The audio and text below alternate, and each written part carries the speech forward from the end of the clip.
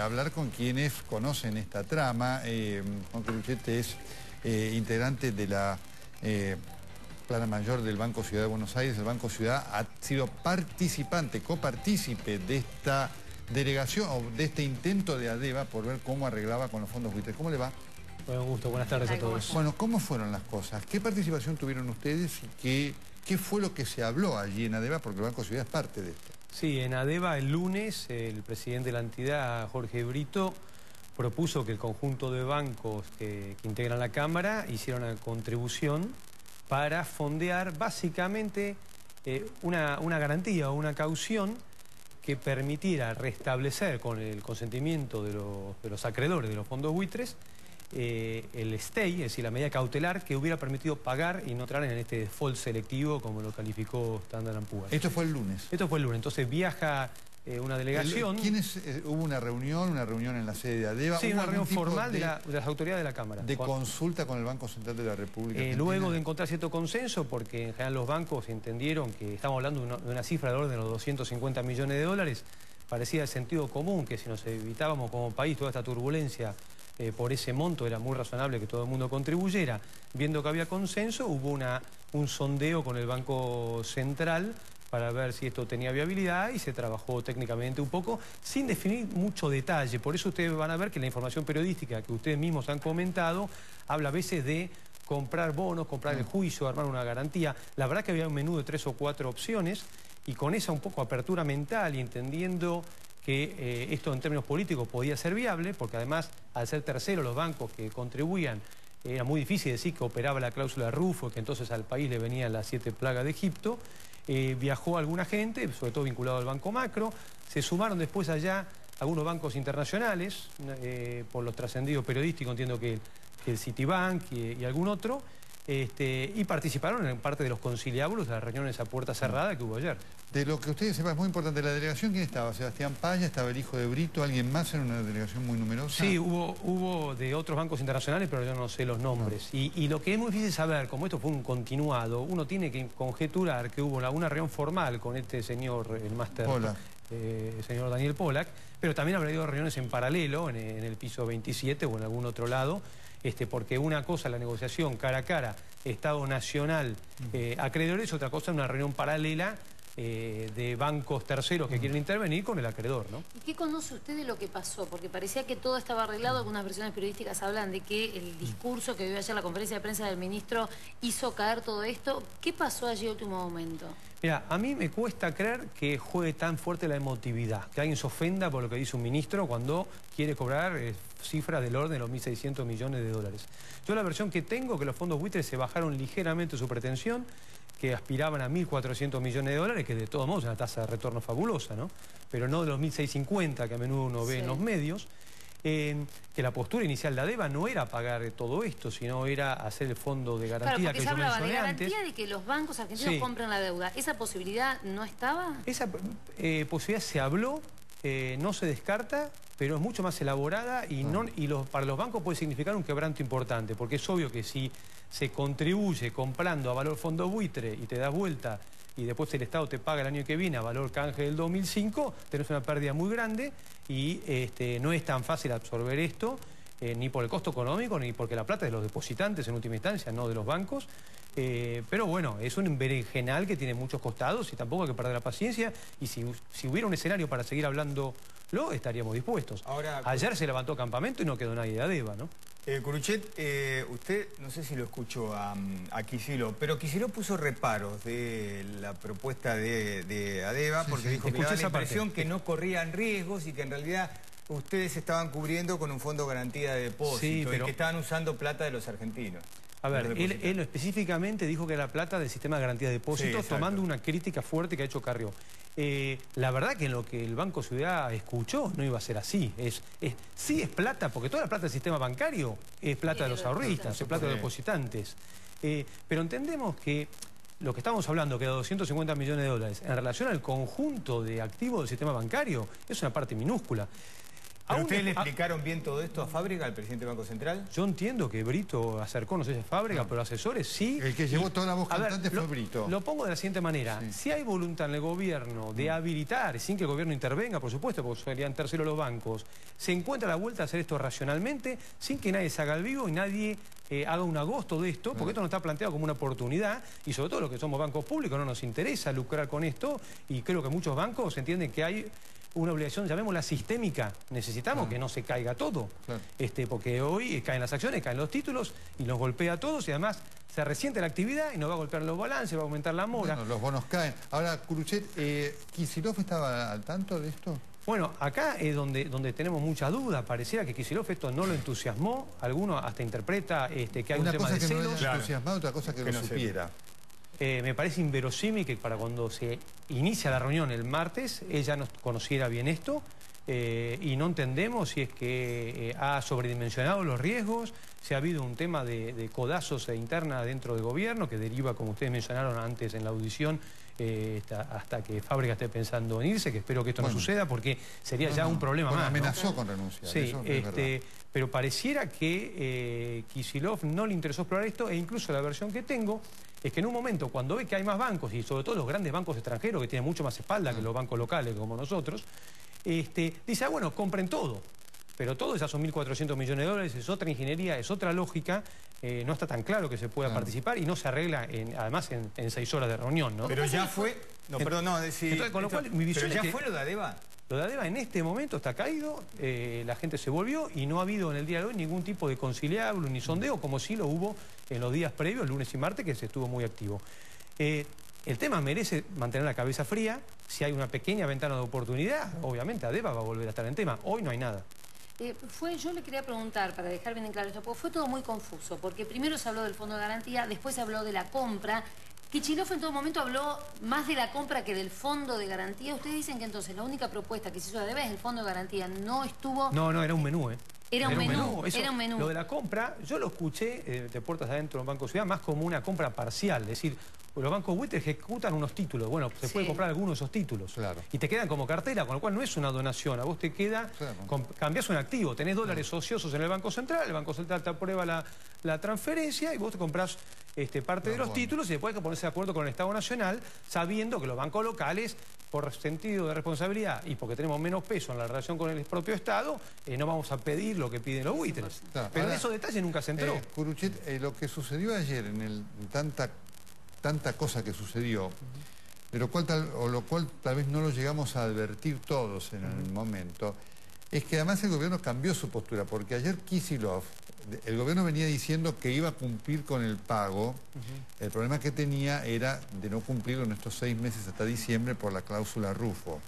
Pero ayer Kicillof dijo que el gobierno no puede cumplir esa sentencia y dijo que lo que ofreció fue a los fondos buitres lo mismo que le había ofrecido a los otros bonistas. Es decir, el gobierno cambió su postura. ¿Esto ustedes lo tienen adecuadamente mensurado, lo comprendieron así? ¿Tuvo algo que ver en lo que pasó después? La percepción de los que estuvieron en la reunión fue que el gobierno endureció de repente fuertemente hacia el filo del cierre la postura. Es decir, hubo ese cambio. Y pareciera haber una bajada de línea de la propia Presidencia de la Nación de que no tiene sentido acordar. Si fue un cambio de postura en los términos que Nelson lo está planteando, no lo tengo claro, porque yo de la lectura de la solicitada del Estado y de las declaraciones iniciales ya, siempre me pareció muy ambiguo. Un día lo leía, van a pagar la sentencia a pie juntilla, otro día van a pagar solo lo que ellos quieren. Con lo cual, la verdad que no sé si ha habido un cambio o no. Lo que sí es claro que había una suerte, llamémoslo, de tono, de actitud, que de repente tiene como un brutal freno y se cae la negociación y, digamos, uno lo siente también por los sondeos a nivel de segundas líneas en el Banco Central. En un momento, cuando esto tiene color, todo el mundo está hablando de esto y de repente nadie atiende el teléfono. ¿Y esto tiene ¿Por qué nadie atiende el teléfono? Alguien tiene una orden en algún lado, me parece que pasó eso. ¿Y esto tiene que ver más con una posición con los fondos buitre o más con una situación de interna política entre lo que es Kicillof y el titular del Banco Central? O una definición en el más alto nivel de la propia Cristina Kirchner. Sí, me da la impresión que Cristina Kirchner, este relato, en el corto plazo le rinda algún fruto, porque muchos argentinos, a todos nos irrita este tema de los fondos buitre que nos están extorsionando. Entonces, lo que pasa es que después, si tenemos una secuela de mayor desempleo, lo que ganas hoy lo perdés al día siguiente, porque si te pegan en el bolsillo, como creo que va a ocurrir. No, ahora, hay una cosa que además nosotros sí tenemos efectivamente chequeada y digamos, comprobada. Mientras Kicillof hablaba en el consulado, había reuniones de banqueros argentinos. La gente de ADEVA estaba reunida con los fondos buitres o con el mediador. Sí. Eso ocurrió. Incluso uno podía interpretar, mientras lo escuchaba Kicillof, que tardó media hora, la primera media hora fue una charla como si hubiera estado en la UBA dando una clase. Como la de hoy, sí. Como que era un final abierto. Claro. Estará esperando que le diga que cerraron y dice, nosotros no tenemos nada que ver, pero hay terceros que cerraron y bueno, no lo vamos a bloquear. Fue muy ambiguo. Fue mucho más claro con las preguntas que después. De hecho, las reuniones continuaron y se cayeron después y por eso fue este episodio donde Silvina le lee el comunicado y quedó sorprendido. Sí. Pero me parece que Kicillof ya arranca la conferencia de prensa sabiendo que al menos en ese día no había definición porque la decisión estaba tomada en presidencia. Ahora, claro, ¿ustedes sabían de eso? Porque, digamos, no. Lo que se sabía era que la negociación estaba, inclusive, diarios muy serios, ámbito financiero, los diarios informaban, hablaban de, viene el anuncio, y lo decían 2 o 3 medios, con responsabilidad, nadie dice eso. Venían hablando con gente de adentro que decía, viene el anuncio en 2 o 3 horas. ¿Y te doy un ejemplo más contundente? Los precios de los activos financieros. Subió todo. Subió todo. O sea, los precios no reflejaron lo que pasó. Hubo un enorme error de percepción del mercado que apostó al acuerdo.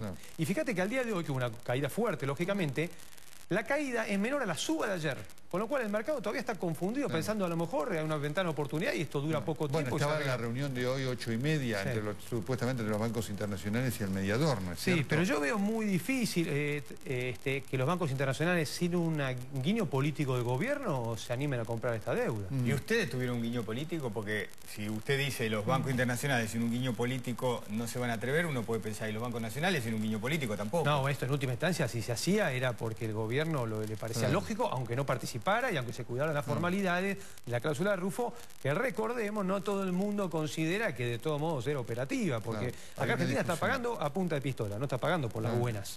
Con lo cual no debería entrar porque esto se refiere a ofertas voluntarias. Claro, recomposiciones voluntarias. Digamos, el guiño que ustedes venían teniendo, o lo que venían teniendo como referencia para el guiño, era la autoridad natural de los bancos. El Banco era un diálogo con el Banco Central y los funcionarios técnicos y todo, que uno supone, a veces no hay que hablar con el presidente de la entidad, uno habla con segundas líneas, que es lógico que si el diálogo se profundiza es porque lo ha hablado con su superior y que a su vez tiene respaldo político.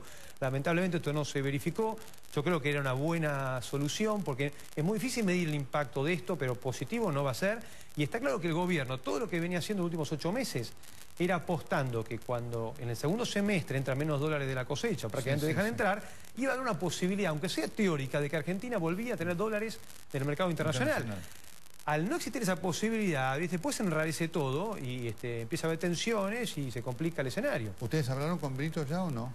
Rogelio Frigerio habló anoche, pero fue muy lacónico, Brito. Mire, esto se cayó hoy por hoy y todo. No tenemos grandes detalles, lo cual a mí también me sorprende. Cómo un tema de tanta complejidad, la información pública y privada es tan escasa. Y yo digo, al igual que ustedes, la recompongo hablando con distintos interlocutores, que hace una tarea periodística, que necesito saber por nuestra propia función de directivo de banco, ¿no? Pero ¿por qué se vinieron? Porque, a ver, puede fracasar y decir, bueno, nos quedamos un día más negociando. ¿Alguien del gobierno dijo, vuélvanse, basta de esto? No, pero no hubo... Evidentemente la señal fue que no había plafón. No había plafón. Bueno, la conferencia de Kicillof ayer cerró todo, porque insisto, se produjo este cambio, que a muchos le ha pasado inadvertido. El gobierno ha dicho que no puede pagar este fallo porque contraría la ley argentina y porque los funcionarios serían sometidos a hasta procesos legales por incumplir la ley argentina. Eso es un cambio importante. Sí, que yo relativizo que venga la situación. Bueno, a ver, si el que digo, en el discurso ha pasado esto, porque Cristina decía, vamos a cumplir, queremos cumplir. Pero Kicillof hizo otra cosa. En vez de alentar la discusión con una garantía más modesta que se podía contribuir rápidamente, quizás hasta en el día, porque estaban preparados hasta el mecanismo para girar y me dicen que el macro hasta llegó a girar plata. Dicen que sí, que estaba la plata girada, sí. En vez de alentar eso y después ver cómo seguía, tomando confianza en los próximos 2 meses a arreglar el descalabro, él apostó a una cosa mucho más complicada, que es cómprenle toda la deuda a los buitres y después vemos. Y eso, la verdad, que un banco internacional, no nosotros, que hay que ver si nos da el cuero, haga esa apuesta como si fuera un fondo especulativo. Para eso existe en el mundo los fondos especulativos, no la banca comercial normal, que no toman esos riesgos, ¿no? Yo iba a preguntarle justamente eso, frente a esta posición que ha cambiado de Kicillof tan dura respecto de cómo se va a pagar, ¿por qué los bancos internacionales comprarían esto sabiendo que después van a recibir menos plata? No, yo no me lo explico, ¿eh? No me lo explico. Claro. Se creerán muy vivos, creerán que ellos tendrán otro tipo de tratamiento. Yo no me lo explico. Claro. Para nosotros no sería fácil participar si la operación tiene esas características. Claro, claro. Será muy difícil en directorio explicar la fundamentación económica porque no parece racional. Claro, perfecto. ¿Ustedes tuvieron algún contacto con autoridades del Banco Central? Me decía con Brito muy poco y con autoridades del Banco Central. Sí, a un nivel de segundas líneas y bueno, hoy no se trabajó en el tema. Ayer había sondeos, ¿cuánto ponen ustedes? ¿Cuánto pone otro banco? O sea, ¿cuánto iba a poner el Banco Ciudad? A ver, no los 100 millones de dólares de macro, el macro iba a poner 100 millones 10 millones, algo. O sea, entre todos íbamos a llegar al monto. Íbamos a llegar al monto y si era cuestión de 100 millones más, no se iba a caer por falta de contribución si había que estirar el lápiz. Macri había dado la instrucción política de seguir adelante y apoyar esta iniciativa. No funcionó así. Frigerio tuvo la reunión en ADEVA, Frigerio le pareció bien, lo consultó con Mauricio Macri le pareció fantástico contribuir. Pero no fue que Macri dio la orden. Nosotros lo consultamos, cuando surge esta oportunidad, nos parecía de sentido común hacer la contribución y él nos dijo denle para adelante. ¿Solo bancos o había empresas también que estaban dispuestas a Bueno, eso lo vi ayer, que también hubo empresas, pero cuando nosotros hablamos de bancos, ¿no? Nunca, en ADEVA no participan empresas, no hubo empresas y no era esa la idea. Es otra lógica, ¿no? En algún momento los representantes de ADEVA estuvieron simultáneamente con Kicillof, el mediador, y los fondos buitre. Yo no lo tengo chequeado, pero he escuchado que sí. Ajá. Bueno, es muy importante esto porque Kicillof ayer decía que él no sabía nada de esta supuesta, obviamente no importa, ¿no? Sí. No puede formar parte de una estrategia. Me hace acordar del teatro, ¿no? Cuando salen los biomos, las bambalinas, a ver si estuvieron un segundo juntos, 15, si fue protocolario, hablaron en serio. Claro. Yo entiendo que hay conversaciones que por su naturaleza es totalmente fuera de lugar que esté sentado un banco privado cuando habla el Estado como parte en un juicio con un mediador oficial, que es un mediador para cumplir una sentencia, como bien dijo Nelson hace un rato.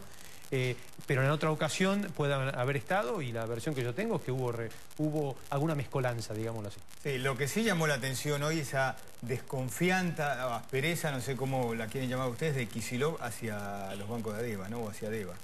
Sí, pero me parece que lo hace porque ya esto fracasó. No sé. ¿Por qué no lo hizo ayer? ¿Por qué no lo hizo antes cuando viajó? No sé. Culuchet, muchas gracias. No, un gusto a ustedes.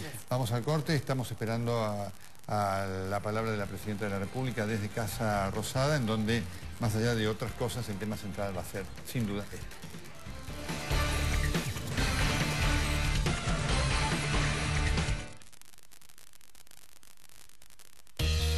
Probá el nuevo Ensure Advanced Shake.